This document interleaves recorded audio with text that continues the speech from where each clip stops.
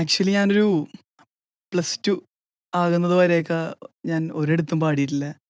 So, ഒരു ചെറിയൊരു സ്റ്റോറിയാണത്. തൈക്കുടം ബ്രിഡ്ജില്ലേ? അതെ. ഓക്കെ. ഞാൻ +2, അതായത് ഞാൻ +1 കഴിഞ്ഞ് നിൽക്കുന്ന ഒരു ടൈം. ആ ടൈമിലാണ് തൈക്കുടം ബ്രിഡ്ജിന്റെ നൊസ്റ്റാൾജിയ എന്ന് പറഞ്ഞ പാട്ട് ഇറങ്ങിയത്. അതെ. അപ്പോൾ ആ ടൈമിൽ അത് ഭയങ്കര ട്രെൻഡിങ് ആയിരുന്നു. നമ്മളെവിടെ പോയാലും അതായിരിക്കും കേൾക്കുന്നത്. അപ്പോൾ ഈ ഞാൻ ആ പാട്ട് യാദൃശ്ചികമായിട്ട് കേട്ടു. ഞാൻ എപ്പോഴും മ്യൂസിക്കൊക്കെ കേട്ടിരിക്കുന്ന ഒരാളല്ലായിരുന്നു. ആ പാട്ട് ഞാൻ യാദൃശ്ചികമായിട്ട് കേട്ടു. അപ്പോൾ സിദ്ധാർത്ഥ് മേനോൻ, അതെ. ആ പുള്ളി അതിൻ്റെ അത് മന്ദാര ചെപ്പുണ്ടോ പാടുന്നുണ്ട്. അപ്പോൾ എനിക്ക് ആ പാട്ട് ഭയങ്കരമായിട്ട് ഇഷ്ടപ്പെട്ട്. ഈവൻ ആ പാട്ട് പണ്ട് കേട്ടിട്ടുണ്ടെങ്കിലും ആ കവർ വേർഷനായിട്ട് കേട്ട് കഴിഞ്ഞപ്പോൾ എനിക്ക് ആ പാട്ട് ഒന്നും കൂടി ഇഷ്ടപ്പെട്ടു. അപ്പോൾ ഞാൻ ഓട്ടോമാറ്റിക്കലി പഠിച്ചു.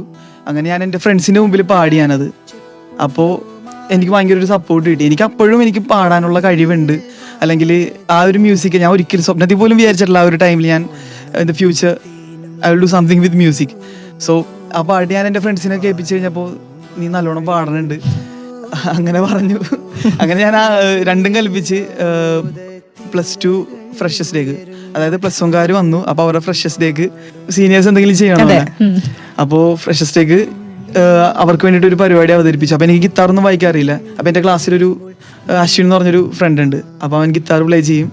അപ്പോൾ അവൻ പ്ലേ ചെയ്തു, ഞാൻ പാടി. അങ്ങനെ ആ പാട്ട് നൊസ്റ്റാൾജിയ ഞങ്ങൾ പെർഫോം ചെയ്തു ആദ്യമായിട്ട്.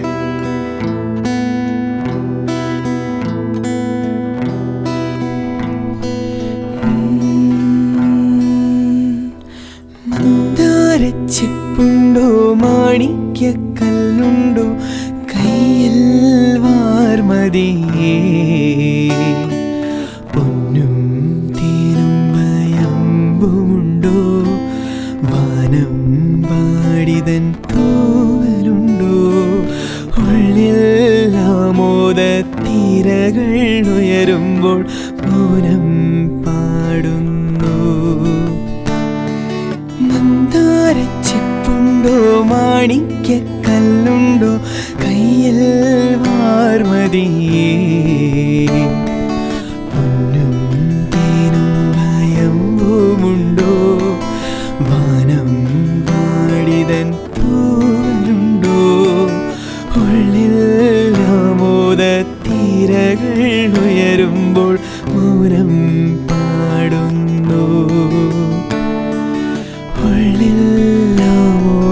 തീരകൾ ഉയരുമ്പോൾ മൗനം പാടുന്നു.